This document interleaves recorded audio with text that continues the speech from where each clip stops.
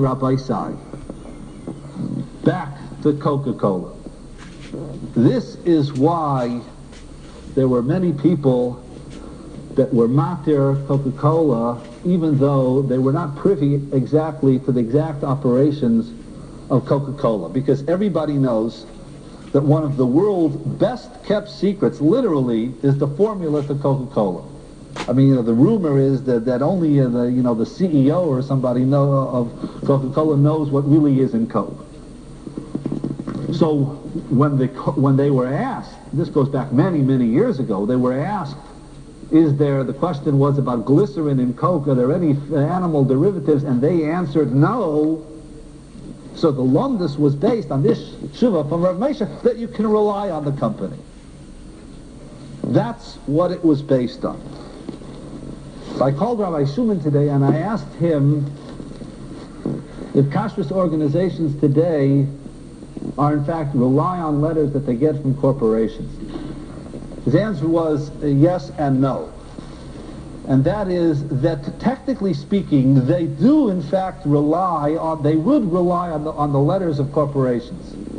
The problem, however, is that sometimes corporations are not sensitive to what is a kashrus problem. For instance, let's say in this plant, they go ahead and they produce one product that's only made with vegetable oil. In the same plant, they go ahead and they produce something that's made with vegetable fats on the same kalim, different runs, but on the same production line. The company doesn't know from Isser Vehetzer. The company doesn't know from kalim. The company doesn't know from any of that. So the company can go ahead and state unequivocally in its truth, no, there are no fat products, animal products in this product.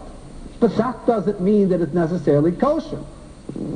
And therefore, that's why most kashrus organizations, when they think that there is a potential problem, a peripheral problem, that's why they demand an on-site inspection. Not because the corporation, the truth is true.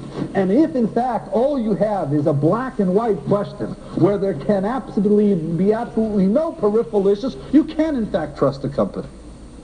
But because kashrus is so complex and there can be so many side issues, that's why they demand on-site inspection.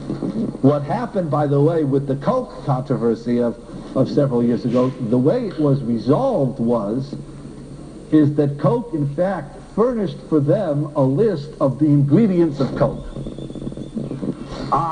You'll ask, how could that be? Everybody knows that that's a secret that's going magal and litznuin.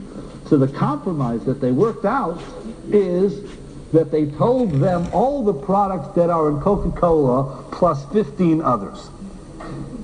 Which means they sent them a list of all the ingredients of Coke, but there were some things in that list that isn't in Coke. Which means everything on that list is at least in Coke, but not everything on that list is in Coke. So if you would go ahead and you would try to go ahead and you say, why are they putting Tabasco sauce in the Coke? That's because Tabasco sauce is not one of the real ingredients. That was one of the bogus ingredients to protect their identity. On top of that, Rabbi Shuman told me that they visited the plant and they made an on-site inspection besides all of that. But what the point that we're trying to bring out is that this shiloh of Masiach Lefitumo, or this shiloh of the nemanus of the non-Jew, is a very, very important piece of the kashrus or the kashrus work that we have today in America. Because based on the lumdus that we explained tonight, the question of Avivi Ligluye, that it can be verified, the question of kfela, because of the lumdus of people wanting to protect their reputation, all these play a role in our ability, in some situations at least, to in fact rely on what a non-Jew may tell us in terms of ingredients and kashrus of a product. Pasuk says in this week's parsha, Moshe Rabbeinu is being matzdik himself. Moshe Rabbeinu is defending himself against the onslaught of Adas Kairach,